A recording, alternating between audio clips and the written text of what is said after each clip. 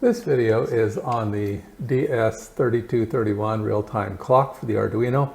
I've already got another video on how to write to it to update the clock. This video is a much simpler version. We're just going to read from the clock, and so I'll zip through it kind of quickly. If you want the details, I urge you to go over and look at the program I did on how to update it, because it has the same code plus a lot more. Okay, so it has excruciating details on how to do this. Okay, so let's get on with it. Let's do a demo to prove that this actually works, and we'll compile it. Okay, and then we will upload it. I'll clear the data so it's all fresh over here. It's not going to be fancy. It is just the year, the month, the date, the day of the week, the hour, minute, and seconds, and it should agree pretty closely with this down here. Yeah, so that's pretty much it. It just grabs raw data. In this case, I'm just printing it to the serial monitor so that you can see it's actually working. But I would assume that most of the time, if you're going to be doing this, you're probably passing this information along to another part of the program. Okay, so that's it for the output. Let's go and look at the software and hardware behind this. The hardware is rather simple. It is the same as before with the update software. And the connections are VCC goes to 5 volts here. The ground goes to one of the two grounds. The SDA, the data line, which is the I2C data line, it goes to the A4 pin on the Arduino, and the A5 pin on the Arduino is the clock, and it comes over here to the clock connection on the DS3231, and these other two connections we are not using. So pretty simple for the hardware. The software is a little bit more complex. This is written in C as usual. We're going to get the date and time from the real-time clock module, the DS3231. We just went through the hardware, but it's VCC is 5, ground is ground, SDA, the data line, is to the A4 on the Arduino, and the SCL, the clock line, goes to the A5. We're going to include the wire library. And here we are going to define this label with the default address of the DS3231. Okay, we'll move down a little bit. I declare this string day of week list, and the first thing is null because it's the 0 position. I want Sunday to begin on 1, so this is 1, 2, 3, etc. over here to 7. And then I declare some byte variables, seconds, minutes, hours, day of week, date, month, and year. So this is for BCD time. And yes, this uses BCD time, which of course will make it more interesting. And the next thing we're going to do is we're going to declare a small function called BCD to decimal. And this is to allow us to easily convert the BCD to decimal as we need it. And if you've not worked with BCD, I've got a quick example.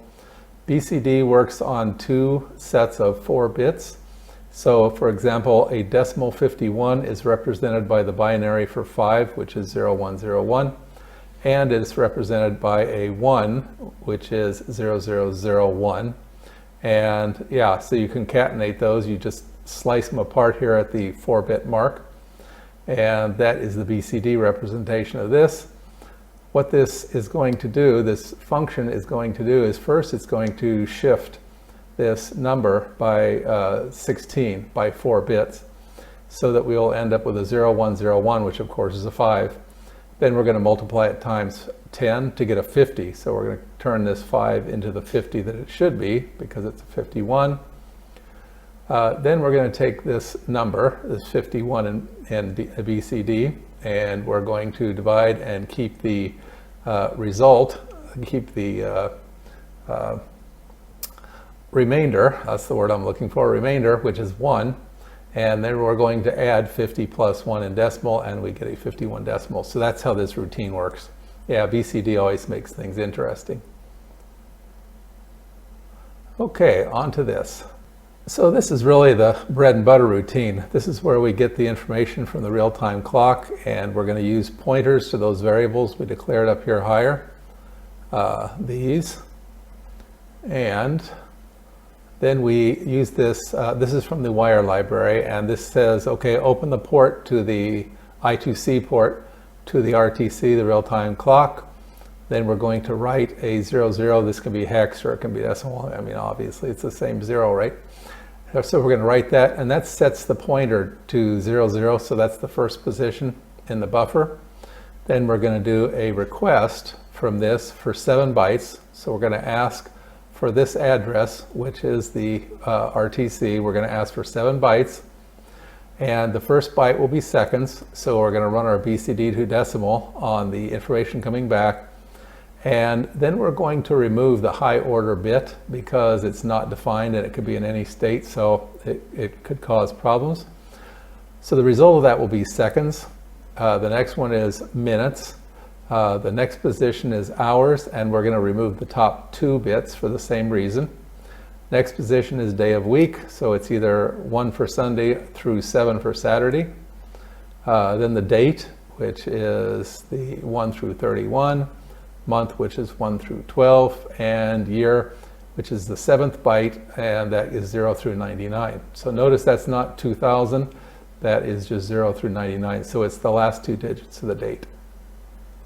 The print time routine does just that. It's going to take the information we got here. Now normally I would assume you're going to use this information elsewhere, but we're just going to print it out over here to the COM3, and this is the routine that first it calls the get the data, so it goes and gets the data from the real-time clock, and these are pointers to the values, and then we do a serial print, and notice I put 2000 plus the year, so that's why I have 2020 over here. And then the next thing is the month, and if the month is less than 10, I put a 0 in front of it, so you'll see it's 09 here and not just 9. So that's, well, it's not only for beauty, but actually if you're passing data, it's good to know whether you have 1 or 2 bytes. Okay, so we did date, then day of week, day of week doesn't require a leading digit. So day of week just comes from this list we had up here earlier, this list. So we decode that and we get Tuesday. Then the next thing for hour, we print a leading 0 if necessary, and then we print the hour. Minutes, we print a leading 0 if we need it, and then we print minutes, and same with seconds. Okay, so that's it. This next thing is the setup routine, and it does the wire begin, so it opens the I2C bus as a primary, and then we open the serial monitor over here, we open the COM. And then the last thing we do is we do a void loop, and we do a print time, and then we do a delay for 1 second. So you'll notice that over here, everything is 1 second apart. And that's pretty much it. Okay, so I hope you found that useful and interesting in your Arduino programming and your electronic experimentation.